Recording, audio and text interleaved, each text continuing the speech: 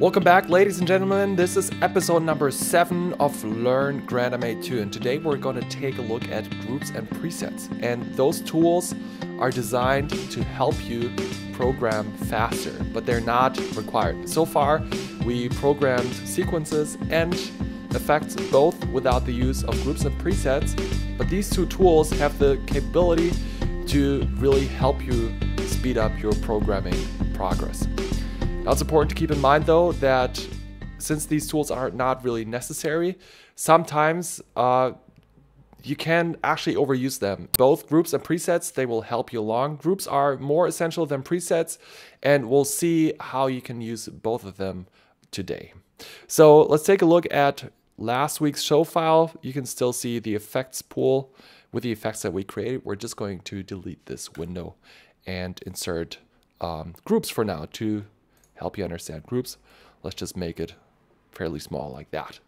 Also keep in mind, if you're just starting on this journey and you kind of skipped all the other previous episodes and you're joining in now, you can go ahead and download last week's show file from the video description.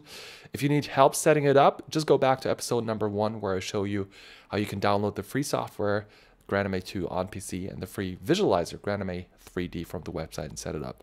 All right, let's first dive into groups. And groups are actually not that hard to explain. All you want to do is go over here to our fixture sheet, pick out a group of fixtures that you like, and then just like that. All right, perfect. Let's store these in here.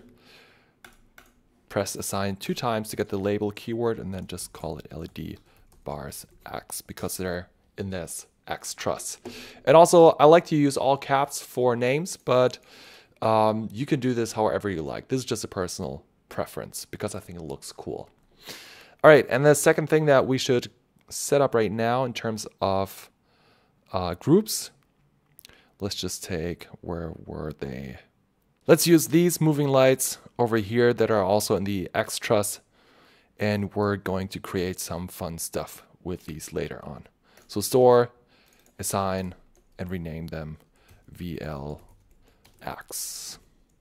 All right, perfect. And that's groups.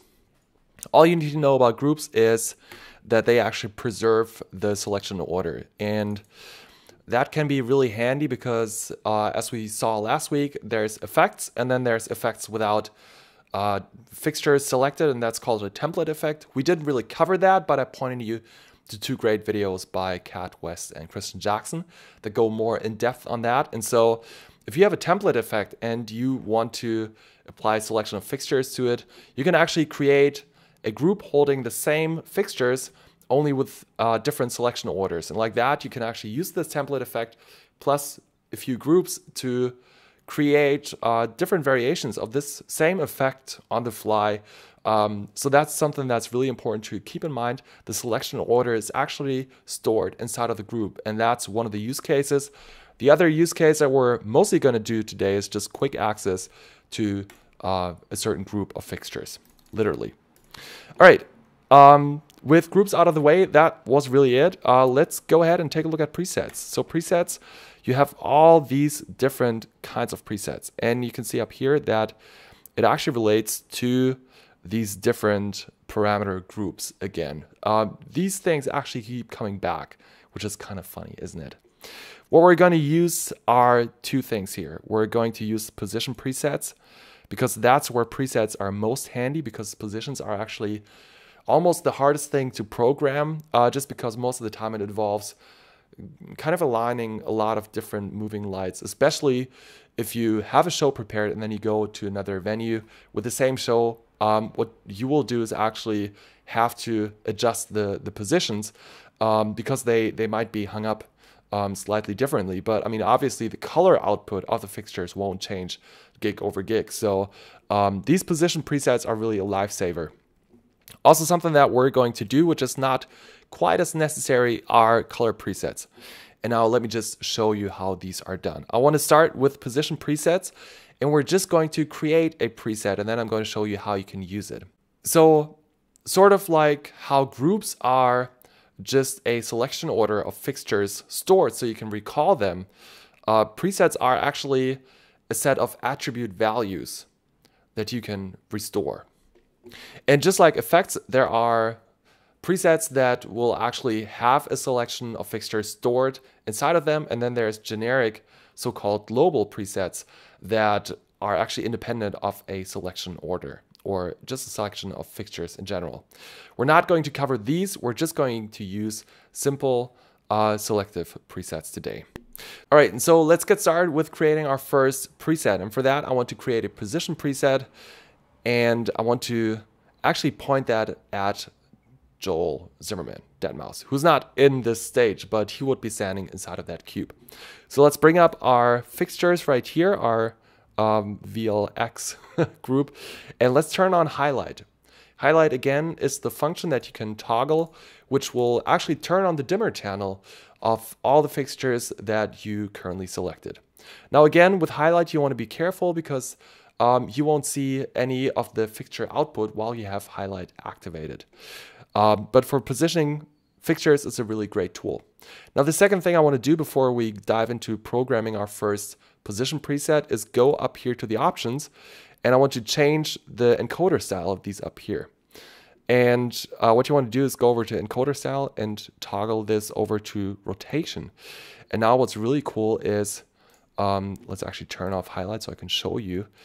If you keep your mouse button pressed and just move your mouse around this encoder, just like you would in the real life scenario with one of these rotary encoders, then I think it's a much nicer experience of using these, because the other encoders you just kind of push, and that's a really not a satisfying way of working with them.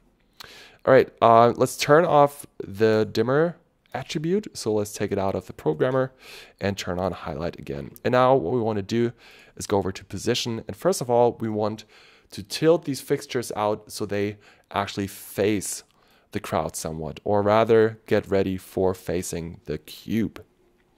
And what you can see now is that I'm turning like a madman, but nothing much is happening. That's this field up here. You can actually switch the sensitivity of these things, and normal most of the time works much better.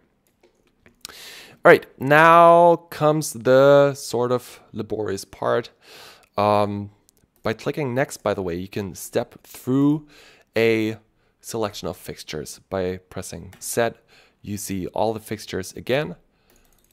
And we're going to use this tool now to position all of these fixtures to somewhat point down here. And what I'm going to do is I'm actually going to tilt this up a little bit. All right, and now comes the hard part. Let's take our pan and move it over a bit. Let's switch this to normal as well. All right, move it up a bit. And now what you want to do is go next to the next fixture.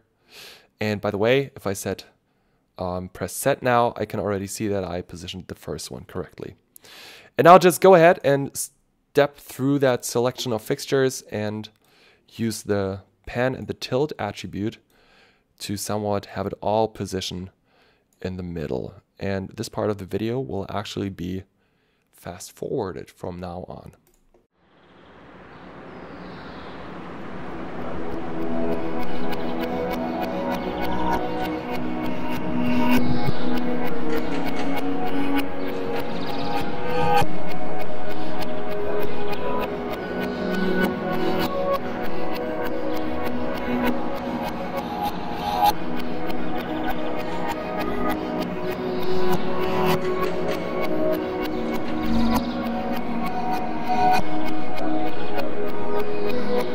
Close enough. It's not really a very good preset, I think, but right now it somewhat resembles pointing all these moving lights towards the artist, in this case Joel. Huge fan, by the way. All right, now go ahead and store this in this position preset. Let's just call this, what the hell, let's just call it Joel. Go on clear and now double tap on this one and you will see all of your fixtures moving in to that position. This probably took you a long time because it took me a long time. In general, there's a lot of tricks that you need to know in order to be efficient when it comes to pan and tilt programming. And I'm actually going to eventually dive deeper into preset programming for pan and tilt or position presets. Truth to be told, all of the professional lighting people that I've seen so far, they actually spend a majority of their time at the venue just preparing all the different positions. So that seems to be a huge time factor in preparing a good show. And also most of them actually get really perfectionists about it, which is a good thing. But still, so this part, if that took you a long time, well, it seems to take everybody a ton of time. All right, perfect. So that's our first position preset. You know what? We're just going to create a second preset that's just going to be super easy to make this a little faster. Let's just go here and tilt all of these fixtures out like so. All right, store, assign, out. Let's just call that. All right, now here comes the fun part. You can use these presets now in your sequences and effects. And that already in itself will dramatically speed up your programming time. Because especially position presets, as you just saw, are really hard to do right. And so if you were to recreate these positions anytime that you had to create a new sequence in that same manner, so to speak, or an effect, then that would take you way too long. So let's create a sequence, shall we? Let's go over here. Let's just double click on out. And that already sets the position in the programmer. Now what we want to do is turn off highlight, go add. I'm going to add a few nice things here. Let's go over to beam. We'll focus. Give this a narrow focus. Let's go over to color. Yeah, mixed color would actually be nice, but no, let's take. Now let's go ahead. Let's leave this open. Mixed color, special dialog. Cool, like that. And then gobo. Let's pick out a nice one. Nope, way too dark. Don't like it. Nope, way too dark. Don't like it. Fuck, come on. All right, I don't fucking like these gobos. All right, no gobos for this one. They suck. Wait. All right, no gobo because I don't like them. So let's go ahead and store our first sequence and then watch how easily we can use the second preset.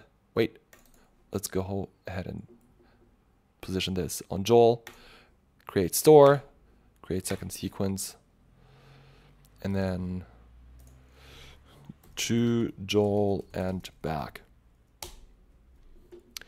And I'm sorry that I'm calling him a Joe. We never spoke. I don't know him. He doesn't know me. Well, we actually chatted on Twitter a few times. But I just like to call people by their name, not necessarily by their artist name. Especially if I'm programming a virtual light show for them, you know. So now we can see beautiful. Ooh, this actually looks pretty sick, doesn't it? Nice. So we got our nice little sequence. Perfect. And you can imagine we can also do this for an effect. So let's just turn this off. All right, now let's go ahead and create an effect. So first of all, let's select our fixtures again. I just brought up the effects pool, by the way. Let's call it Joel and back. Let's add a dimmer, but also a position. Hit confirm. Double tap on the effect to get it going. Go back into it.